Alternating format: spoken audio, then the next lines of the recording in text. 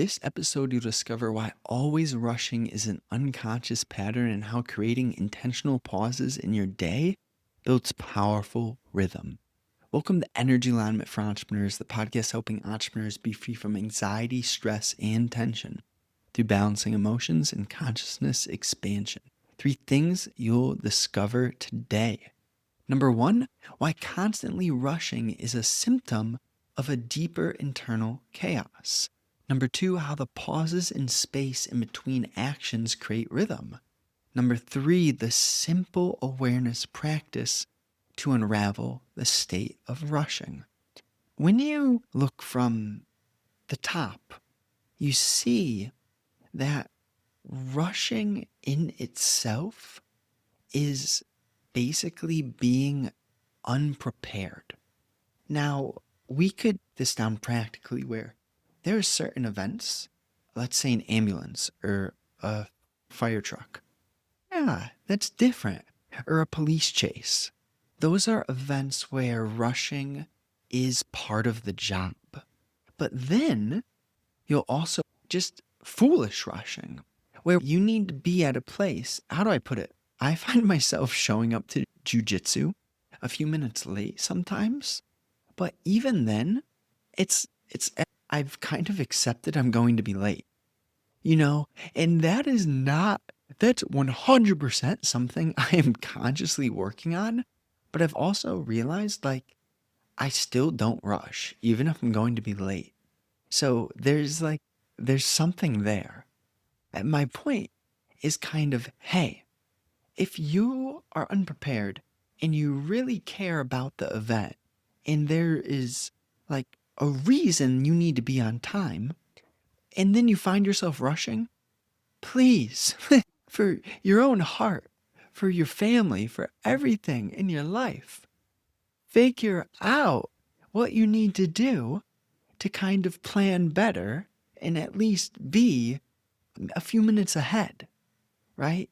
It affects so much. It affects your health, your future, like how long your hair stays, the beauty on your face, your wrinkles, when you put unnecessary stress on your being. So the funny part about it is that in the example that I'm giving right now, it's just very simple. But when we talk about this being tied to a deeper internal chaos, that's the thing that hurts. The hard truth is really that you're responsible for how much chatter you have in your mind. Now, we all have obligations and responsibilities and deadlines to hit and, places to be, and we have to be precise. But there's no need to rush. My big point here is that we need to be strategic and responsible for our own hearts and consciousness. Why put ourselves in a state where we're rushing around like a headless chicken when we have more intelligence than that? We can position ourselves wisely so that you live a life where you can be present and you don't have to rush around. This is a message for people who work 50, 60-hour weeks too, or 30-hour weeks. That's up to you. We're meant to work. When you work hard in the day, it's so much easier to rest at night. That's on purpose. There's different levels of work too, whether it be physical or psychological work. Work hard, but keep yourself sane. Don't rush. Look at what it does to you and be honest about, man, we both know you're wise enough to position yourself with intention. Think strategically about every little thing in your life, especially if it's sustainable or consistent. For example, let's say you go to work 7 days a week and you work 40 weeks out of 52. The point is, when you're doing a lot of one thing consistently, you might as well make sure that function is efficient, enjoyable, and well designed, right? If you're always rushing to work, that's showing you something, whether it be the night before, the evening before, 3 days before. There's something that could be smoother, sharper, positioned better, and hopefully I hit that point home. I feel like I did. So number 2, how the pauses in space in between actions create rhythm. Favorite prime example is music. You don't have a song without pauses in the beat. Same thing, I really feel the second runner up there is seasons. So much easier to be grateful for the warmth when you get frosted in the winter, right? Even a more simple one is it's easier to enjoy the sun when you see that it's night and you see the moon. So that's just the nature of, hey, we have to realize there are certain things that are pleasurable, but you got to learn how to find joy in the things which you don't see initially to be pleasurable. Like, it can't just always be alcohol on the beach. That turns into something very disgusting fast. If you, and honestly, I don't know if you're one of those people who can just see that in different structures or if you have to go try it. For me, a lot of things in my life I've been able to see through other people. Like realize, man, doing those things, going that route, acting that way, treating people in that manner, it's not for me. I didn't have to do certain things to see. But then there are other things I had to do to see and realize, oh, yeah, no, that was what I knew it was, but I still had to go test it.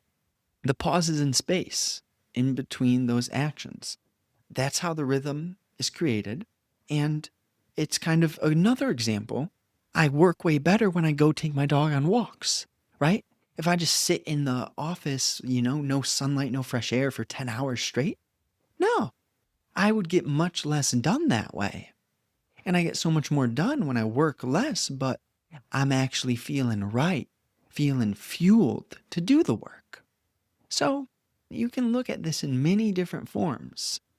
I've heard from someone like Jay Cutler. Jay Cutler said that the best lifting for muscle growth is like you're not squatting every day. You're squatting every few weeks. And you're not lifting every day. You're lifting probably every other day or something like that. For me, though, in the current phase, my main goal isn't necessarily muscle growth, but feeling wonderful. So I do a lighter workout. I still sweat for sure, still work pretty hard, but not anything close to what I used to do. And I do that 7 days a week. And they're like 45-minute workouts. Point being, like, there's a lot of variability to life, but we need the pauses in space. So, what I'm saying is, learn how to have rhythm, learn how to feel the rhythm. The only reason I'm talking about the pauses in the space in between the actions is because the end of the point is creating rhythm. We're really needing to understand the nature of harmony. What's the essence of flow, right? Because when you're having a beautiful life, you'll realize that the thing which creates the beauty is quite simple, but it's also not the easiest to put into words. It's beyond thought and time. It's beyond a language. So we can use a concept or an idea like a flow state, but what we're really talking about is just being with the rhythm. And that is being beyond yourself, being free of consciousness while still being conscious. Now, point number 3, the simple awareness practice to unravel the state of rushing. If you're rushing around and you really sit with yourself, see, the thing is, people who rush around don't want to sit with themselves. And that's what they're running from. That's why they're rushing. They're rushing because they will not take the time, energy, and presence to be fully in the moment. And if you were to do that, you would realize things need to change. You would feel that there is a great change that you could make. And maybe that would start with the practice of simplifying what you actually want your life to be, what actually matters to you, what you care about. The practice begins with clarity and simplification. And through having clarity, making a list in your mind or a physical list, making a list of what you care about, what charges, what really inspires you, what you want your life to be revolving around. What are the things that actually would make your day perfect? What's a perfect day? You get clear on that and then you decipher, because when you see what you really care about, then you realize, okay, there are certain things, okay, I have to work because I care about providing for my family, or I have to work because I need to have food. Okay, so then we're at the point of work and not rushing and bridging this big picture awareness to a simple action like clocking in and doing your work. Now, there's an initial question to ask. Do you love what you're doing right now? Are you in a spot where you really think you need to change your career? Are you in a spot where your career's okay? Or where are you, right? And be honest about what's your relationship to what you do. I'm not saying force yourself to change it. I'm not saying sugarcoat it. If you hate, maybe that's why you rush to work, right? Because you just don't want to go, and then you're unprepared because you're wasting your energy with anxiety about resisting the fact that you have the job that you have instead of investing into being positioned strategically. I understand that. Sometimes you find yourself and that's also part of the journey. You did nothing wrong to end up there. If you're anywhere around the place that I'm sort of describing. But ultimately, you get clear on where you're at, what's your relationship to the things which you're rushing to. For me, jujitsu, it's just like a chill environment, and sometimes I'm very trying to work to the last minute. If I was very honest with you, it's like jujitsu is a chill environment, so I don't feel bad about being late, and I'm never more than 10 minutes late, just to kind of be practical with you, honestly. It's probably maybe a 60-40 split, probably on time 60% or early. Point is, I'm done talking about me. I was just trying to make this simple in terms of, hey, this dude talking is on the path too. He's on the path with you. And also, like, life isn't always meant to be smooth. You need a little bump. You need some fun. You need a little, maybe not mischief, but some unpredictability, some spontaneity. So, when you kind of get clear, what do you care about? Why why are you doing what you're doing? Is it something that you need to change or not? You see your relationship to the things that you rush to, and then the rushing itself starts to make sense. You understand, oh yeah, I'm packed with these emotions. And these emotions, how much am I fueling certain cycles in my life, whether that be physical, psychological, or a mix of both? And everything begins to like clarify. You start to see sharper, and you can make sense of your behavior. You can make sense of why you act how you act. And in this context, we're talking about unraveling the state of rushing. Hopefully, that's a little bit helpful.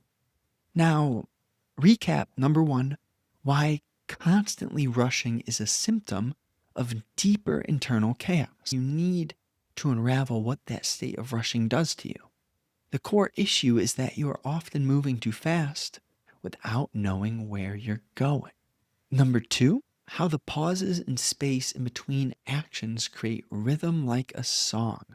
You need to slow down to hear God's notes, the spontaneity and intuition of the spirit, which only speak when the logical mind is not controlling the tempo.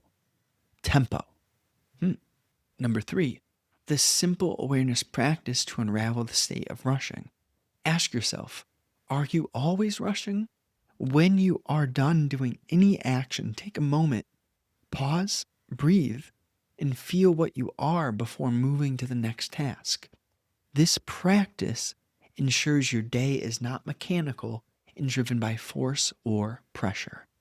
Big picture message, find the aesthetic alignment of balance, the dance between sharp discipline and natural flow. Move with power and strength, but ensure your pace allows for the spontaneous rhythm of the spirit to lead. Thank you so much for listening. I am grateful for you. New episodes out Monday, Thursday, 10 a.m. Eastern Time. I'm writing the book. You'll get the book soon. It'll be in the description